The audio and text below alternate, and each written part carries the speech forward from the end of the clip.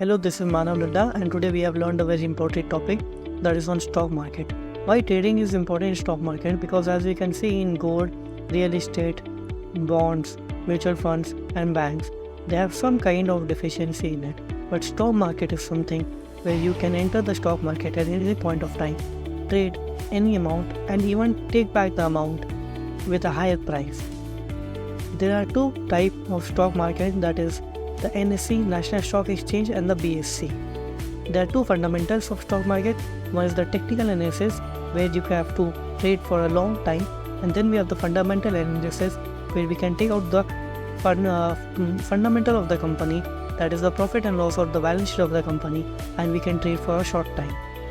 In technical analysis, we can trade in the stock market in the morning and get out by the evening.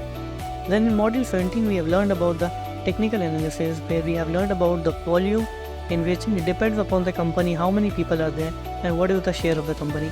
Then we have the RSI, which is the speedometer, which is relative index speed. Then we have the moving averages, which is also the average price, and it is always a multiple of 5. Then we have the MACD, which is conversion and diversion, and there are two types, single line and mid-D line. Then we have the candlesticks, which is the graph. In the graph we can see as the green line and the red line.